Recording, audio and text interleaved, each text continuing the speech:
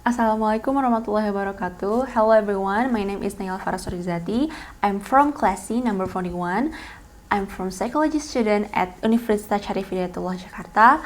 The Honorable Miss Sato as my English lecturer and all my friends watch this video.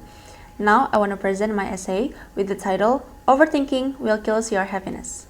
The reason I choose this title because I was confused with my own feelings that I often regret in the past. For example, when I finished an exam and I saw my score, then I blame myself like, your grades could have been more perfect. You should have studied harder at the time. Even though you know that yesterday you tried your best. Regardless of what it is, you may be overthinking the past in ways that are not helping you in the present or future. Or have you ever felt worried about the future, like next week's presentation, or you might be preoccupied with more long-term existential concerns like, would I make my parents proud? What if it turns out that I actually disappointed them? And after I find out, it turns out that feeling is called overthinking. The fact is that all humans, especially teenagers like me, will experience this overthinking phase. And from my experience, overthinking will affect and even kill someone's happiness. Is it true? Okay, so we will discuss it together now.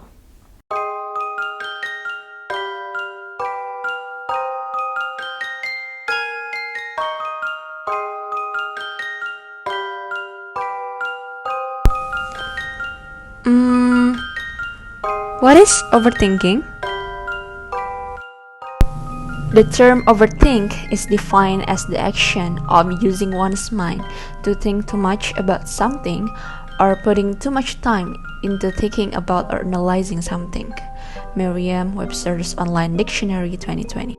In a study conducted by Arbor 2003, she found that 73% of adults in the age group between 25 and 35 years old are overthinkers, while 52% of adults in the age group of 45 to 55 years old are overthinkers. Overthinking occurs when the same type of worries or negative thoughts are repeated in our minds. He also found that female tends to think too much as compared to male.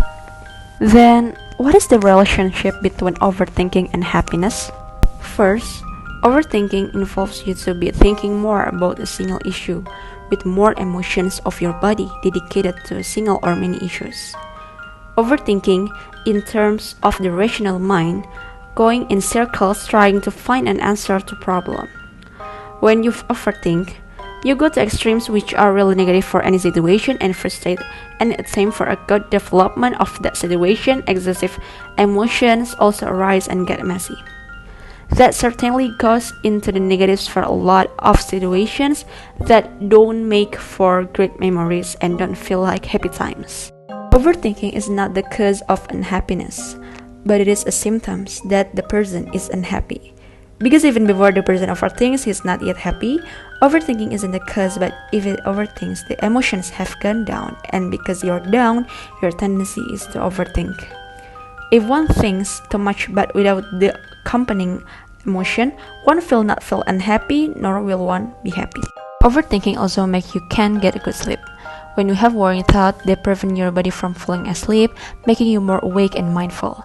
When your eyes burn from you're tired but your active mind prevents you from falling asleep is the most terrible of all. Feeling discomfort such as having nightmares relate to loss or failure, or you may just be lazing around in bed.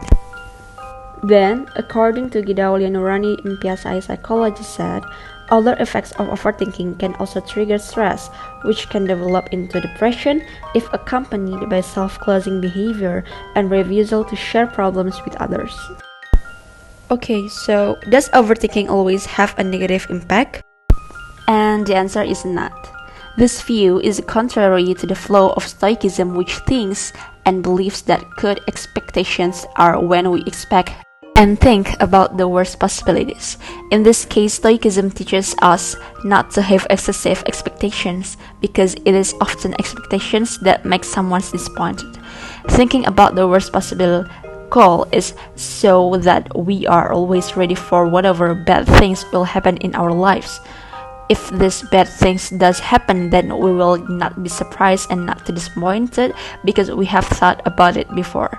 if the bad things that happen and instead the good things we get, then we will always be happy and grateful.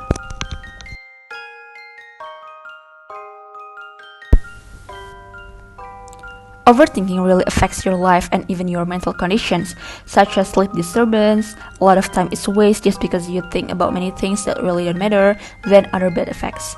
However, if you can control your overthinking and see the positive side, it will actually change you to become a better person. If you immediately see the wisdom of all your overthinking, you will instead use it to introspect on the mistakes and regrets you have made. Even if you are overthinking, you mean being a very detailed person, paying attention to the little things, which is actually good because we can think of other suggestions if things don't match expectations.